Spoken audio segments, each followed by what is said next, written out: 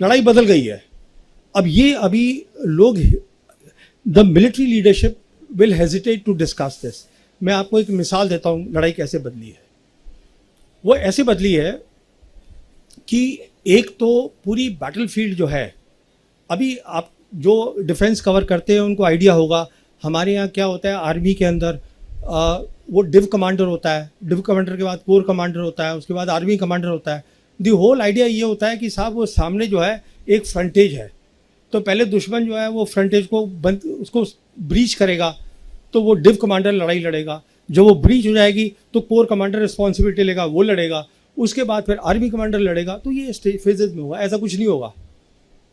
Because अब जो पूरी है वो एक बैटल स्पेस बन गई है because of missiles, long range missiles.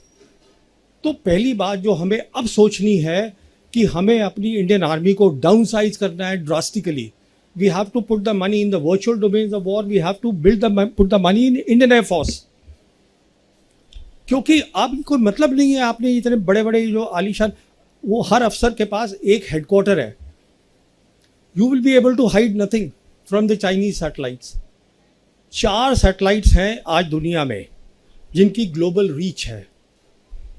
GPS America का, गलीलियो यूरोप का, ग्लोनॉस रशिया का और बेदू चाइनीज का। और इन चारों में से Bedu is the number 1।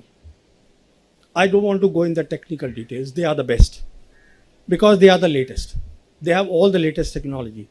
So the point I'm making is that if you don't downsize your army, and when I'm saying downsize the army, I'm saying cut your headquarters, because आपके headquarters तो दिखेंगे उसको, आप कहाँ लेके जाएंगे headquarters को? At best what you can do is have some advanced headquarters. So ये हमें कुछ lessons हैं सीखने हैं। अभी I'm coming to a very important thing, and that is what after सिंदूर। देखिए ये बहुत इंटरेस्टिंग बात है। एज आई सेड, पाकिस्तान की प्रोफाइल बढ़ गई है। कैसे बढ़ी है कि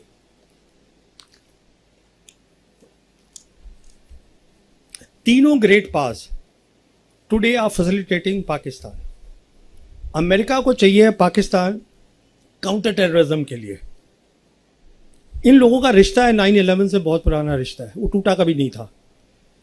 and Asif Munir, because he is now become a 5 star, वो अटेंड कर रहे हैं कल उनकी 250th army day parade. Sorry, या आसिफ मुनीर फील्ड मार्शल। तो American happy with them.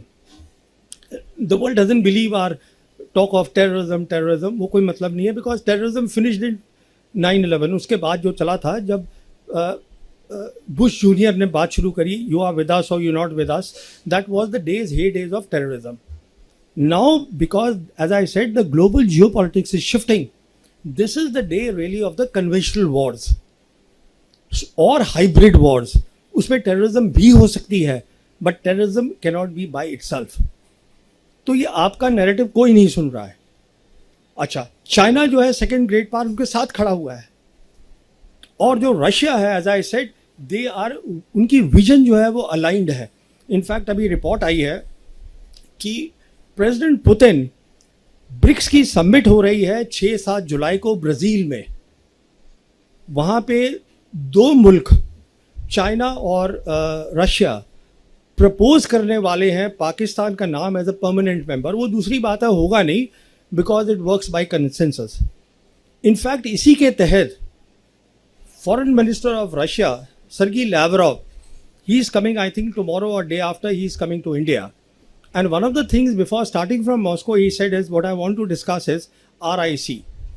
RIC stands for Russia, India, China. This is the foundation of BRICS. And BRICS is the key institution of the global south. What I said, where 80% of the world is going, which is about development, which is about prosperity, which is about win-win, which is about indivisible security. वो एक अलग चीज़ है। तो he is coming just to discuss that. Obviously he will be asking our leadership कि वहाँ पर prime minister Modi has to come. तो will he meet with Xi Jinping or not, formally or informally? That is important because अगले साल BRICS की जो है जिम्मेदारी वो इंडिया के पास आ रही है।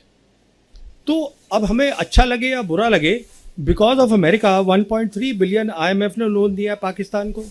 वर्ल्ड बैंक ने 4 बिलियन दिया है, एशिया डेवलपमेंट बैंक ने 800 मिलियन दिया है, और उनकी जियो पॉलिटिक्स बहुत बढ़ गई है। पूरी अरब वर्ल्ड, मुस्लिम वर्ल्ड, वो सब लिंक्ड है। सेंट्रल एशिया रिपब्लिक, ये सब रिक्वायरमेंट अमेरिकन की भी है, रिक्वायरमेंट चाइनीज़ की भी है।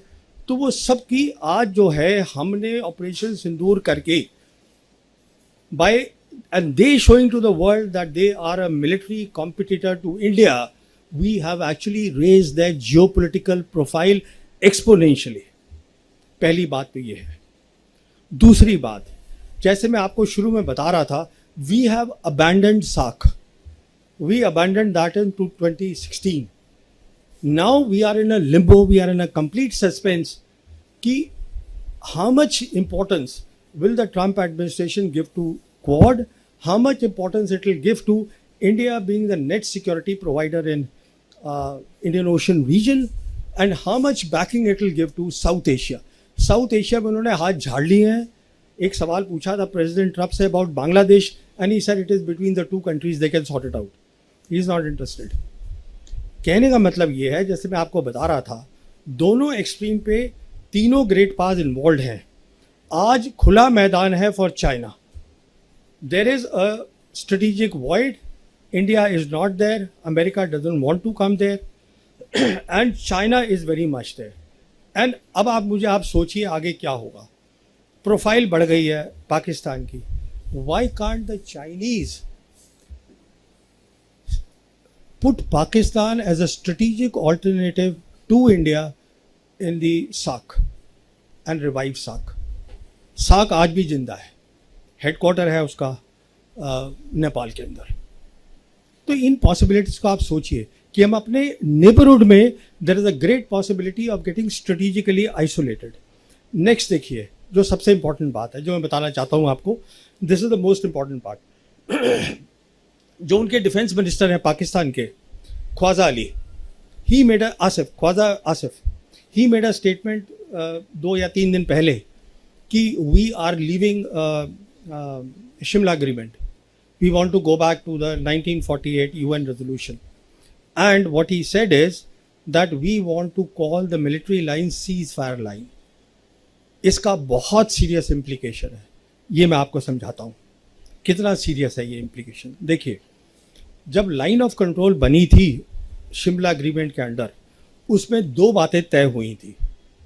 पहली बात ये तय हुई थी कि it will be bilateral, we will not allow any third party to come into this.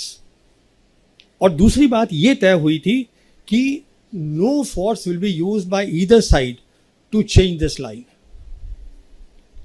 कहने का मतलब ये है, दोनों साइड उसको टैक्टिकली तो चेंज कर सकते थे, जो हम करते रहते हैं, यहाँ हमारा, उसने हमारा ले लिया, हमने उनका ले लिया, बट ये दोनों की तरफ से ये तय हुआ था under the Shimla agreement.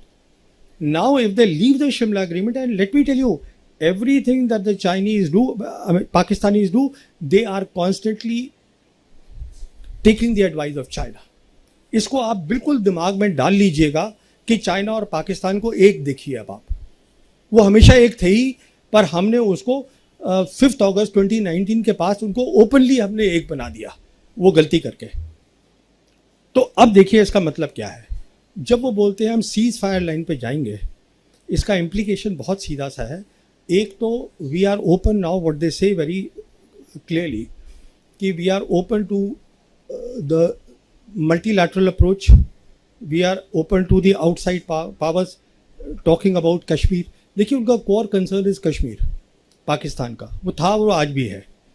More important than that is कि सीज फायर लाइन को सुपरसीड किया था लाइन ऑफ कंट्रोल ने। लाइन ऑफ कंट्रोल बन गई। If they go back there, that means वो जो सीज फायर लाइन थी विच इज सुपरसीडेड, उसके जो रूल्स थे जो सीज फायर लाइन के, वो आज लागू नहीं होते। So they are making a case for attack on Kashmir. Please take it seriously.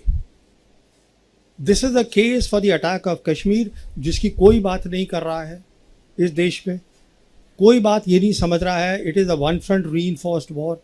कोई ये समझ नहीं रहा है कि ग्लोबल जियोपॉलिटिक्स हमारे रीजन में आ गई है।